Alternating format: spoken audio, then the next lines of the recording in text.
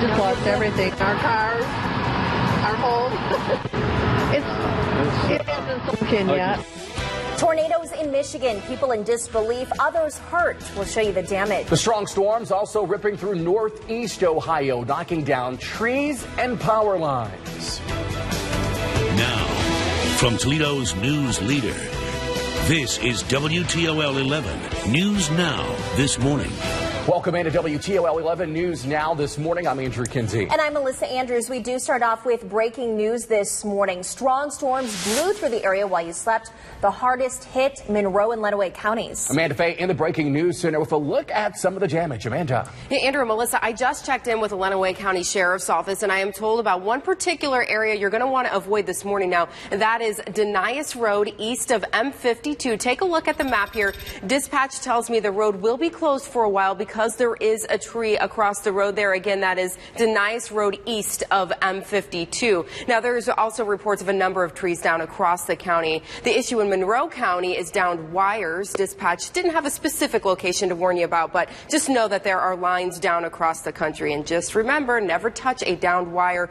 And of course, those downed lines also mean power outages. You were just taking a look at the DTE map there. The most appear to be in Monroe County. You can kind of see a spattering of outages across the county. Now, there's one area that I've kind of got my map pinpointed on, and that is just south of Ida. That's about 900 customers without power in that area this morning. And the bad news is you're going to be in the dark for quite a while. Lights not expected back on until 11 o'clock this morning. Now, there's also a smaller outage here in Toledo that I want to point out. About 21 to 100 customers out in Toledo in the Robinwood and Bancroft area. The estimated restoration time, though, for that is 7 o'clock this morning, so you got a couple of hours there in the dark as well. Of course, I'll be keeping an eye on all these outages and also on the storm damage. If you have a picture you'd like to share, of course, tweet it at me at AmandaWTOL. I'll be keeping an eye on this all morning long for you.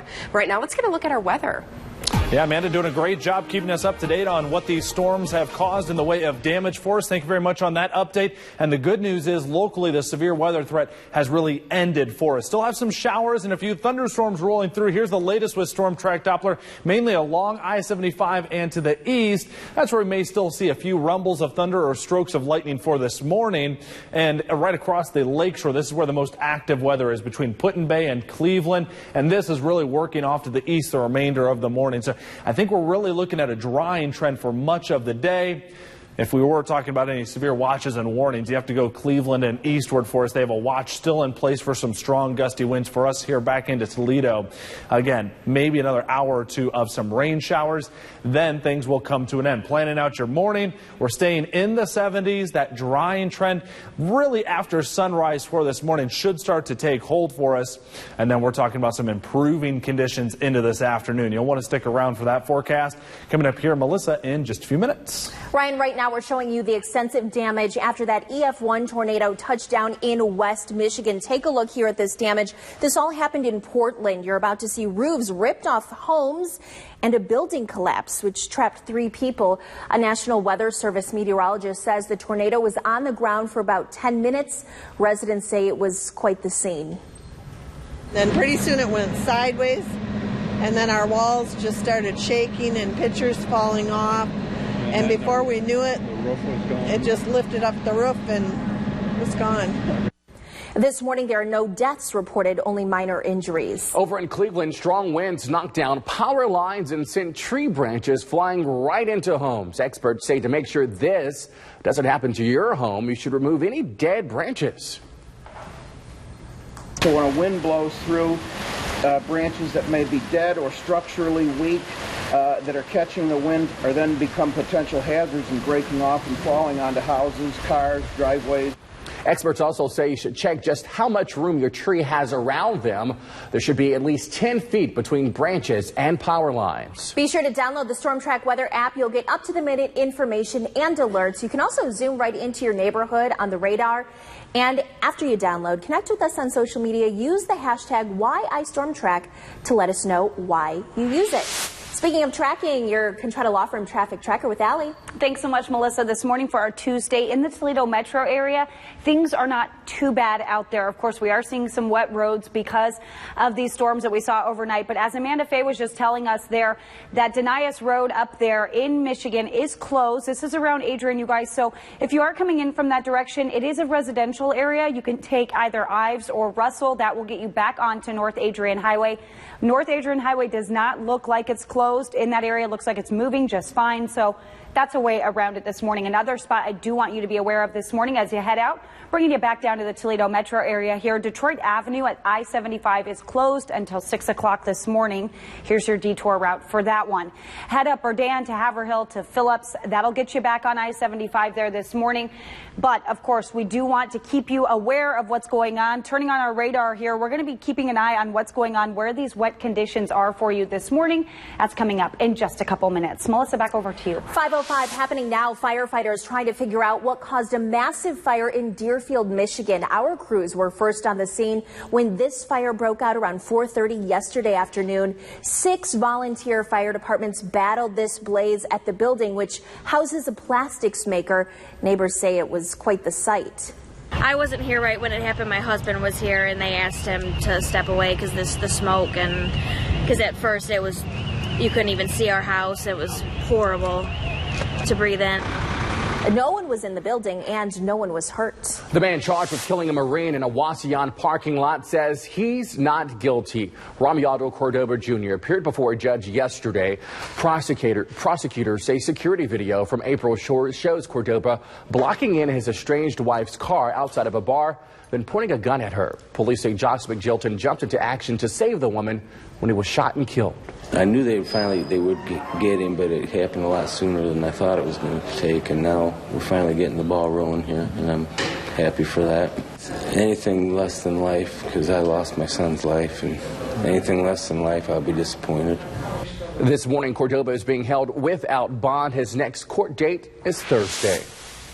Caught on camera, a driver going down the median in between traffic. Take a look. This happened on US 24 back in May.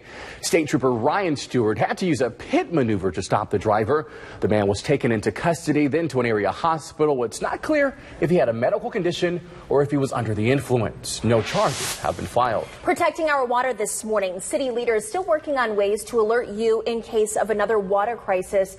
They say it's all about early notifications, education, and alerting. Last week we showed you this water quality scale that'll soon go up on the City of Toledo's website.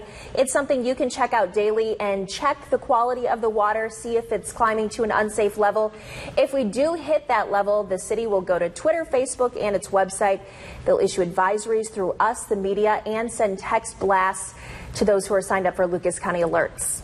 Essentially what has happened since the water crisis is more people are looking for opportunities to get connected to information, and certainly more people are texting and using their cell phones as the go-to system when they're in the workplace or they're out with their families. So I think now more people might be interested in lucascountyalerts.com.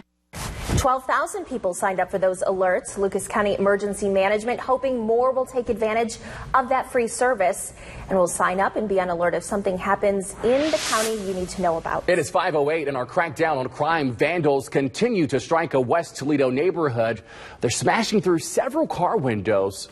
Take a look. The vicious acts caught on camera in the Sylvania Kingsbury area. This is not caught on camera. There's the camera.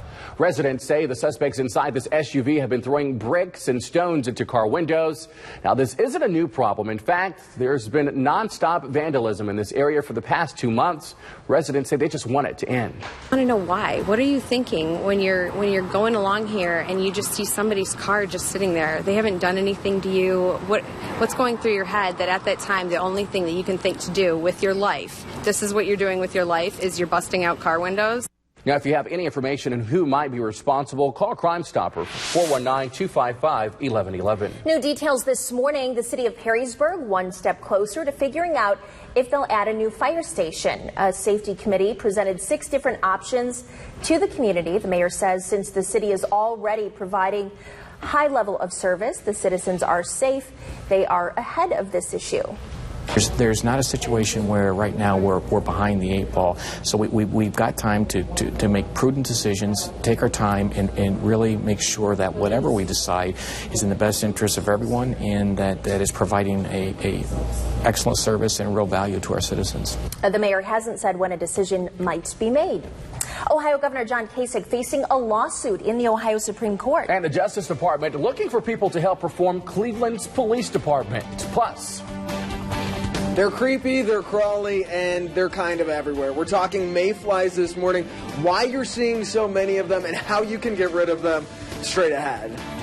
We're also tracking storms out over the open lake for this morning. How about a free light show on our Jet Express camera for you here? Perry's Monument being silhouetted. We'll track out the morning showers and storms when we return.